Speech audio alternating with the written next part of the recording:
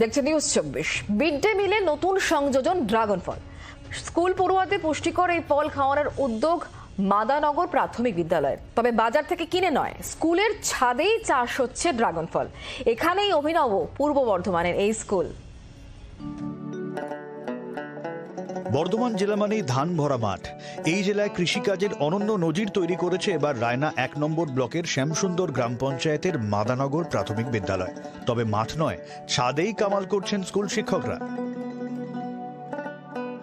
পুষ্টির ব্যাপারটা আমাদের মিড ডে মিলে থাকে, তো এই ফলটা করতে পারি, আমরা ছেলেদের আমরা পুষ্টির ব্যাপারটা একটু দিতে পারি।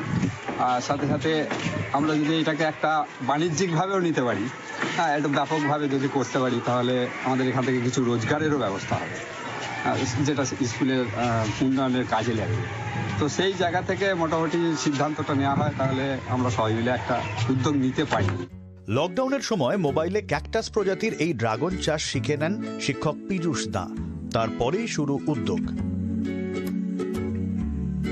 গাছ লাগানো অ্যাকচুয়ালি নিয়ম হচ্ছে জৈব সারের উপর গাছটা ভিত্তি করে তৈরি হয়। এখানে রাসায়নিক সার খুব কমই লাগে। তবে আমরা টোটালি ইউটিউব দেখে ওই করোনার সময়কালটা আমরা স্কুলে না এসে থেকে ঘরে বসে থেকে যেই সময়টা অপচয় করেছি, সেই টাইমে ইউটিউব থেকেই শিক্ষা লাভ, সেইখান থেকেই এই ড্রাগনের এই প্রজেক্টটা আমরা স্কুলে করার পরিকল্পনা করি। সেখানে ড্রাগন ফলে ক্যালোরি খুব কম, ফাইবারে ভরপুর, ওমেগা 3 সমৃদ্ধ, ওমেগা 9 অ্যাসিড সমৃদ্ধ। বিশেষজ্ঞরা বলেন এই ফল হার্টের জন্য খুব উপকারী। ভালো লাগছে এরকম? কেমন টেস্ট বা কেমন লাগলো খেয়ে, কি বলবেন? স্কুলের পড়ুয়াদের নিয়েই পরিচর্যা করা হয় ড্রাগন ফলের গাছ। পূর্ব বর্ধমান থেকে ক্যামেরায় পার্থ বন্দ্যোপাধ্যায়ের সঙ্গে পার্থ চৌধুরী রিপোর্ট, জি 24 ঘন্টা।